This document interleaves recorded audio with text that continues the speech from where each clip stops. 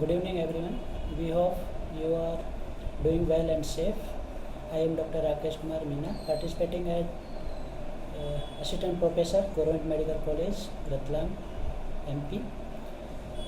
Today we are going to discuss about urticaria and angioedema and its management and prevention, which will help you to understand the disease better and some precautions which you have to take about urticaria. Then, what is urticaria? Urticaria is a common condition or illness which affect about 20% of the population once in their whole life. And most of the peoples or patients, the disease subsides within 6 months to 12 months. In some patients or in some individuals, this may persist up to 5 years, or in some patients may persist up to 10 years or 8 to 10 years. Now, how you can identify that this is urticaria? A doctor or any MD dermatologist can identify on the basis of history which patient present to doctor.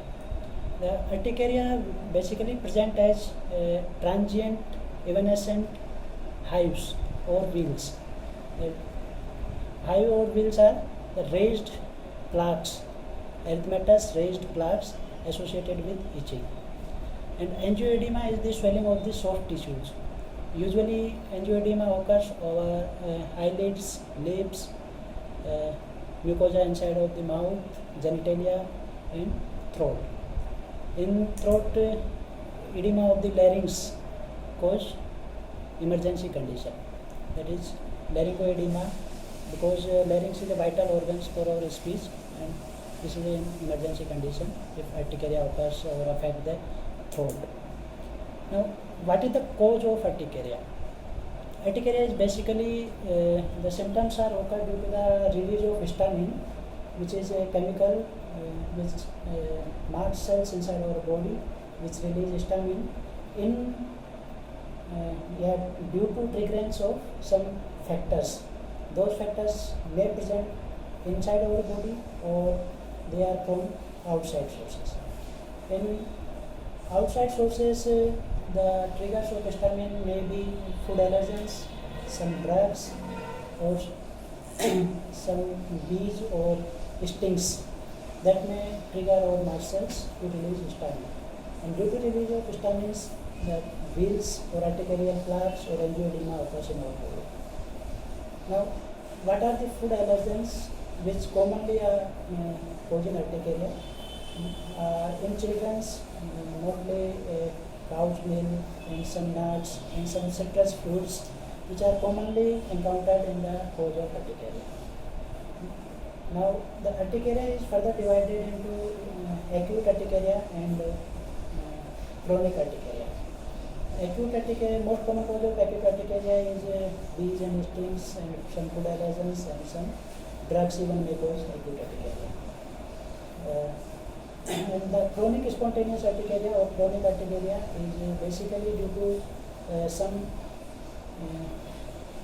intravenous causes which occurs in our body, or there may be due to some physical causes are also there for urticaria and angioedema.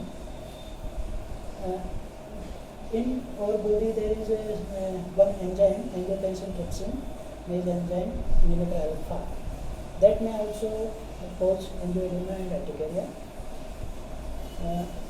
Some causes are hereditary, which are due to defect or absence of that enzyme. But most of the causes are cause of the urticaria is unknown causes.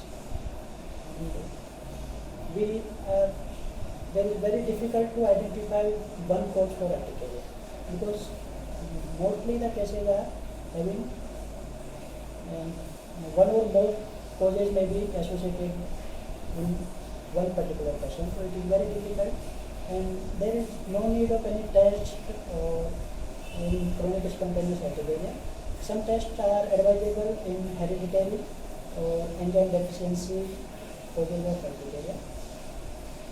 Now, what is the difference between angioedema and wheals of urticaria? Wheals of urticaria are edematous raised plaques and papules, while angioedema is the swelling of soft tissue. And angioedema may persist up to 3 to 4 days, 48 to 72 hours, and it may also be painful, more painful than itchy. While urticarial plaques are more itchy than pain. So these are some basic difference between angioedema and urticaria. Now, how we can manage it, or what prevention, what precautions we should take? In precautions, we should avoid all the allergens or foods or anything which can aggravate our disease. And if we discuss about food allergens, and we should avoid all the foods which aggravating or triggers our urticaria plaques, like citrus fruits, milk, cow milk, or egg products, some dairy products, and some nuts. These products aggravate, and more important is preservatives.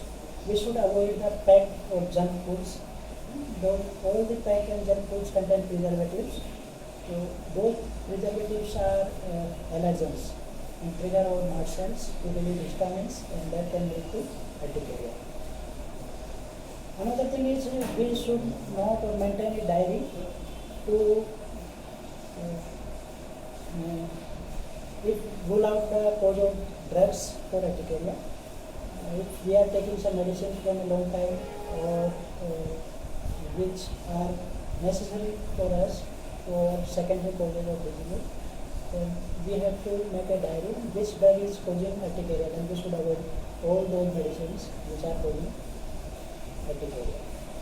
Now, in the management, we have first line of treatment is antihistamines, or like levocetirizine and cetirizine.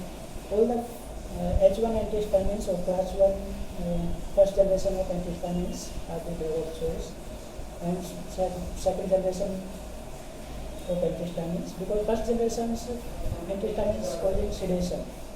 They are more sedative than the second class of antihistamines. So first line of treatment is H1 antihistamines of second generation. Second generation including fexofenadine, dacloratidine, loratadine, and levocetirizine. These are less sedative than first generation antihistamines. First generation antihistamines are chlorpheniramine, hydroxyzine, and cetirizine. These are more sedative than second generation antihistamines. So, for initially, we should start with minimum dose of antihistamines. If patient not relieving the symptoms, we can increase the dose of antihistamines up to 4 folds. Four times we can increase the dose of levocetirizine or fexofenadine or loratadine or hydroxyzine. If after increasing 4 folds of the dose of medicines, we are not getting the relief of symptoms, we can shift from one generation to another generation of medicines, or we can add to other group of medicines to our prescription. Like we can prescribe H1 antihistamines along with H2 antihistamines in a patient who is not relieving symptoms by alone H1 antihistamines. If patient on the second line of treatment, we can go, if not relieving on alone antihistamines, then we can add some mast cell stabilizers like montelukast. Along with levocetirizine or antihistamine, we can add montelukast to our treatment. If patient not relieved on adding montelukast or mast cell stabilizers, we can shift to oral corticosteroids known as steroids or corticosteroids, including methylprednisolone or prednisolone or difluzacort.